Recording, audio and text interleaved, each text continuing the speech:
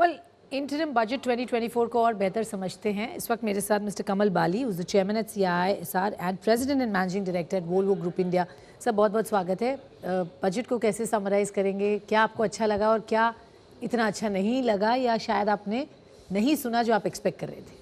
So thank you, first of all, thank you Swati for having me on your channel. I think when it comes to budget, it was, I would say it was an interim budget. First of all, we have to keep that in mind. Keeping that it was an interim budget, I think it was a great report card for the last 10 years. I think that was something very encouraging and inspiring to listen to in a nutshell as to what the country has been able to achieve. That was very, very good.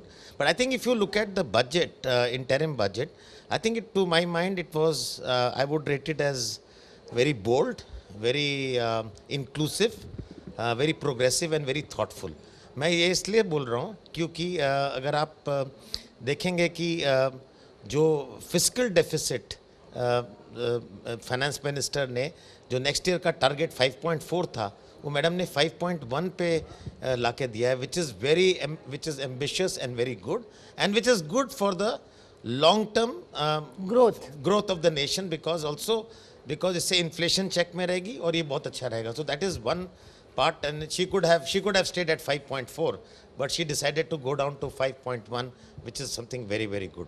The second very important जो देश के लिए बहुत अच्छा है, पूरा economy के लिए बहुत अच्छा है, जो इंफ्रास्ट्रक्चर में 10%, 11% फर्दर हाइक दिया है. 11.1 lakh crore will be spent on infrastructure. वो इंफ्रास्ट्रक्चर पे जो स्पेंड करते हैं उसके बेनिफिट्स मल्टीप्लायर इफेक्ट है. सभी सेक्टर्स के लिए अच्छे होते हैं. हाँ, तो बिकॉज उसमें जो कोर सेक्टर्स हैं जैसे आपका स्टील, सीमेंट, माइनिंग, इन सबको बहुत सपोर्ट मिलता है एंड उस सपोर्ट और दूसरा जॉब्स बहुत क्रिएट होते हैं जब इंफ्रास्ट्रक्चर बन रहा होता है. In line with your expectations है, मैं ये मान सकती हूँ. In line with our expectations but I think to say in the interim budget is a very, very big thing. So we are very, very happy with that. Okay.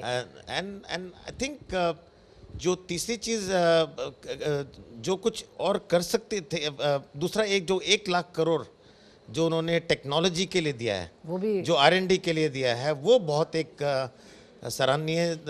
I think वो directionally ये बता रहा है कि focus करिए innovation पर. I think fantastic. आपने बिल्कुल ठीक कहा और यही हमारी देश की कमी थी क्योंकि हम सिर्फ 0.6% ऑफ GDP हमारा देश पूरे at national level private sector and public sector मिला के we spend on innovation and on technology which is very, very low and I think we need to go to about 2.5 to 3% very, very soon. Sure. So I think this will set a very, very good direction. ये almost like a grant है because 50 years में बिल्कुल so that's something very, very good. I think जो कर सकते थे madam कर सकती थी, हाँ. जो उन्होंने अनाउंस नहीं करा, शायद maybe she will announce in July, is some respite to the middle income group and lower income group on tax. Because उसका 2 रीज़न है उसमें.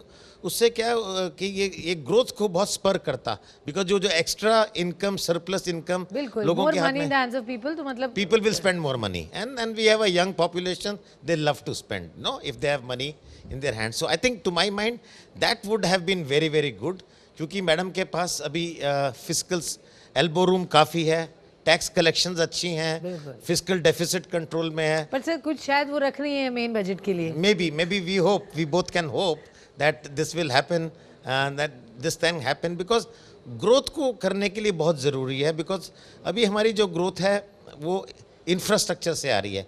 गवर्नमेंट हैवी लिफ्टिंग कर रही है, इंफ्रास्ट्रक्चर से आ रही है बहुत अच्छी.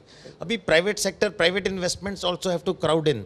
उसके लिए हमें हमारे जो FMCG सेक्टर्स हैं, रूरल इकोनॉमी है, ये सबको थोड़ा और फायर करना पड़ेगा सारे सिलेंडर्स पे. तो दैट इज समथिंग. एक वर्ड में अगर आप इस बजट को डिफाइन करेंगे तो वो क्या होगा?